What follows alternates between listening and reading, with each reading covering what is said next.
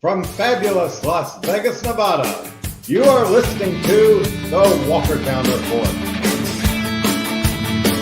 Today we're having Rebecca Bardoux, a porn star who, believe it or not, has her own comic book. And Rebecca, I'm looking at this and I'm wondering, how in the world did this ever happen? I can see people like, say, Arnold Schwarzenegger, or I can see, say, O.J. Simpson, for instance, and he does have his own comic book, very much to his chagrin. But how did you wind up getting a comic book of your life made? I was sitting in Pittsburgh, Pennsylvania in a hotel room reading my mail, because I had been on the road for like 4 weeks. I got my mail transferred to me, and I got a letter from this company asking me if I would be interested in doing that. I have no idea. They said they got my name from talking to a few people about me, and they said that it might be interesting for me. And that was it. And by this time, you had already done a few movies. Yeah, I neglected. I mean, I mentioned that you were a porn star, but I think I should really say that you've made some X-rated movies and about and 200. So you made 200, so I can see why somebody would say, okay, this woman has made 200 films. She's worthy of a comic book. What happened then? Did you have to go down to San Diego, where this Carnal Comics is based at, Yes. to do the interview?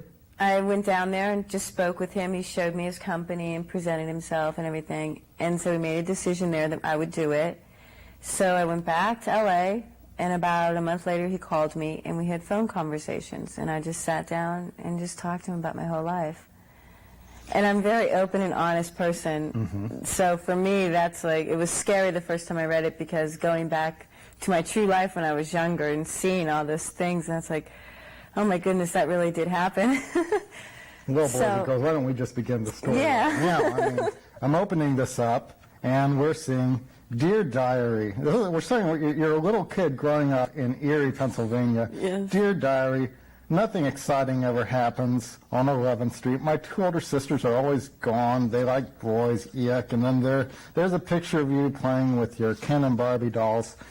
And then here you are, like, stripping the Ken and Barbie dolls. And you're saying to yourself, Ken can't even do it with Barbie. He's got nothing down there. I wonder if that's why Daddy never sleeps with Mommy anymore. Well, you just asked the question there, but I'm just kind of wondering about your home life. Did you really have kind of a happy home life, or? No, I really didn't. I was the middle child of 5 children. My parents weren't real happy together. Back then it was, you got married, and even if you didn't like it, you stayed together for the family. And we had a lot of tough times with one of my sisters passed away from like a 4-year bout with a brain tumor. And it just wasn't a really healthy family. It wasn't really a happy environment. So, and I'm wondering, today, are they still married or divorced? My father's passed away, and my mother is doing great, and I talk to her all the time, and she's very happy, and I have a great relationship with her now. Well, I kind of wonder, I mean, this is probably going to answer itself later on in the book, but how they felt about your eventual success in the dancing X-rated business. Or do they even know? My father doesn't know, because he passed away before I started doing it. But my mom, she just asked me, do you like that? And I said, yeah. She goes, okay, are you happy? And I said, yes, very happy. She goes, all right, that's most important. Oh, that's interesting. This wasn't really a strict moralistic fundamentalist kind of family then, was it? I think we created a facade. Mm-hmm. On the outside we were, and on the inside we didn't know what the hell we were. Let's see. Okay, you meet your friends who tells you that you can make your breasts grow if you just pull on them. That's my sister. Yeah, that's your sister. She's the one is she still alive, or is she? Yes. Okay. All right, so how does she feel about her portrayal of herself? I mean, she's rather well endowed in this book. Has your sister seen this comic book? She hasn't seen it, and she doesn't know about it, but I was talking to her on the phone the other day, and we were talking about her getting her breasts reduced, because she has very big breasts. And she said to me, I cannot believe that you went and got your breasts made bigger, because we're just like complete opposites on that side. She said, all you had to do was, take some of mine, we could have transferred. Oh, God.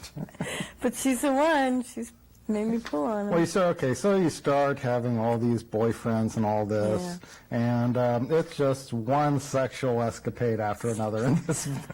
Well, that's not really my whole life was one, but they highlight more so the sex because it is, you know, more than it's all comic. It's like, I'm wondering, I mean, I really wonder about this. I got over my shyness about his cum pretty quick, too. And here we have basically this guy jacking off on your face, according to the comic book. And I don't know. I mean, I talk to, you know, a lot of women about this, and I don't think that most women, unless they're being paid to, like, say, a prostitute or something like that, seem to be reflecting on me that they really enjoy that kind of stuff.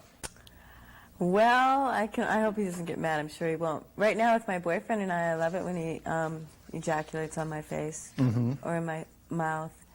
That's exciting to me. That's like, I don't know, when you're going down on a girl and she, whatever you want to call it, I don't know what words you can use, you know, ejaculates or whatever, orgasms, I should say. When you're going down on her, don't you like that? Well, I mean, I like, you know, the orgasm. I mean, I certainly like seeing her orgasm. I guess I'm just, I guess liquid is because of where it's coming from. It looks too much like defecation, I would think, for some people. And I guess some people would have a hang-up over that. I don't know. So, I love it. I do. I think it's great. I love this part right here. Okay, now, I have no idea what's happened here, but okay, I guess you just go out and you're partying. It felt great to be able to go out and party with friends, secure and totally in control. And then here you are, like, kind of laying down like 5-0 on An American Tail, you know, looking up at the stars. And I've never been so happy. I just wish time would slow down. Yeah. And then you find yourself in the hospital. Looks like there's kind of a crossroads here, and so you decide to be an exotic dancer. Now, why don't you tell us a little bit about your foray into exotic dancing? I moved back to Erie, Pennsylvania to be with my parents because I wasn't, as you can see, I wasn't having a good time of it. And so I moved back there to live with them. And I always had this in the back of my mind, actually, when I was in Philadelphia living. I went to a bachelorette party, and I was talking to the male stripper, and he was telling me, oh, you know, you should get into that. And I was in Erie. I was looking for a job. I needed money. I didn't really want to work because I was still totally messed up. Just my head wasn't on straight. So I answered an ad that said dancer. I'd always thought about doing it. Even when I was younger, I always wanted to be like a call girl. I always felt I wanted to use my body to give men pleasure, I guess. So I went and I auditioned, and it was like, bam. He's like, boy, I just took right to it. I just loved it. It sounds like something I read from Dolores French, who was a prostitute who wrote a book. And basically what she said was, growing up, she would watch I Love Lucy. And she would see the ditzy housewife that we're supposed to emulate. But every time a call girl came on, she was always somebody who was beyond the norm, somebody who was coming from the outside, somebody who looked like she had it all together. And it's like the message seemed to be, if you want to have it all together, be like this person, don't be like Ditzy, Lucy, or Ethel. The magazine pretty much ends. You get into the adult videos, you have a success of it, and then it ends with your fan club, and that's That's where it begins. Well, yeah, then you got this nice little cowboy fantasy. That is my fantasy, a true fantasy. I was driving from Chicago to L.A., home from a dance booking. And I was in Denver. I stopped at the rest stop because it was pouring down rain. And as I was getting ready to leave again, I saw these two guys in the brown leather cowboy coats and the hats with the rain just pouring down on them, I swear. And I just thought, oh my God, would I just love to have sex with them. And I never did. And the whole way home, I was just thinking about what I would have done if I would have pulled over and just done it. Because I'm not spontaneous when it comes to things like that. Well, it's the whole thing about fantasy and reality. I mean, I'm wondering what really would have happened if you would have done it. It could have been a pleasurable experience, or it could have been something very painful that you kind of would have gone, oh my goodness, why did I do that? You know, you just taught me why it's best to keep some things in fantasy. I'll always have that fantasy. Had I gone for it, like you said, it might not have been. So it's good to have fantasy. So that's good. That's actually the only fantasy I have. Yeah. The main thing that we keep hearing about the adult industry is that these videos which are depicted are just fantasies. They're not meant to be recreated in real life. I mean, these are just simply fantasy. But I'm just wondering, for adult film stars, it's not really fantasy. It is your reality. When you are actually having sex with 3 or 4 people on a screen, you really are having sex with 3 or 4 people on a screen. Yeah, I'm having sex. So is that, I mean, would you consider yourself, I'm trying to get into your mindset here, but would you consider yourself to be actually living a fantasy, or is it for the most part when you're doing it, it's, okay, it's work, I got to summon up everything here to just look good? I mean, what is it like when you do Okay, that? it's work. Mm-hmm. I love it. Don't get me wrong. There's nothing better than doing it. I feel great when I'm done. I love my fans coming up to me and saying, oh, I love this movie and that. But it is work. Mm-hmm. It's a product. It's in demand out there, and that's what we're doing. We're making it. Mm-hmm. Just like regular movies are in demand for people to go and watch them. People are buying this stuff. They're watching it with their girlfriends and their wives and by themselves. Guys, white-collar guys, which is very funny. I know a lot of white-collar guys that be surprised what they do behind closed doors. Well, what happens, I'm wondering, when a lot of men get these movies and take it home and show it to their wives? I mean, we keep hearing about how it brings people together, and I kind of wonder if sometimes couples get into fights or what happens sometimes. If the couple doesn't have a good relationship and good communication, it doesn't matter what the husband brings home to try to make things better. They have a negative attitude with each other, so it's not going to matter.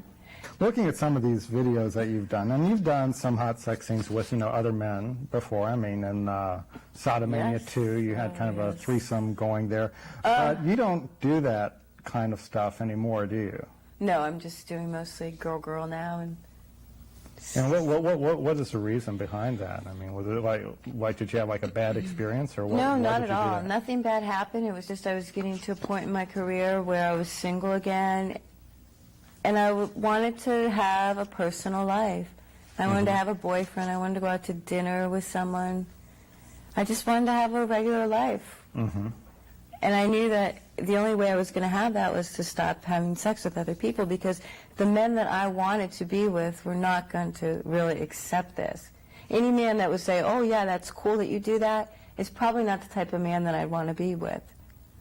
So you would not want to go, say, with one of your fans. You don't see yourself having a relationship with a fan. I don't think that they could have a relationship with me, and I don't... That's interesting. Why? Well, maybe they could. I don't know. I'd have to get to know them, and they'd have to look at me as Rebecca and not as what they see on the screen, because that's a completely different person. I could probably, from the way you're talking, I'm just wondering if you could have a relationship with somebody like maybe a real hard sell, moral majority type fundamentalist Christian who believes that it's all wrong and I just want you for myself and I don't want anyone else to see you. Is that the kind of relationship you would be going for, something like that? I think that's nice for a guy to say, I don't want anyone else to see you nude. I want you to be covered up. You know, you don't have to show people, you know, you're beautiful, you can keep it. I think that makes me feel really nice, because in the past with all my boyfriends and my ex-husband, they let me go and do it. You know, they let me go on the set and have 5 guys doing me, do 2 scenes, whatever. And then I came home, and what did they do? They wanted to do the same thing to me. It's like, how, I don't know, as I get older I see, you know, I think that's beautiful that someone could say that.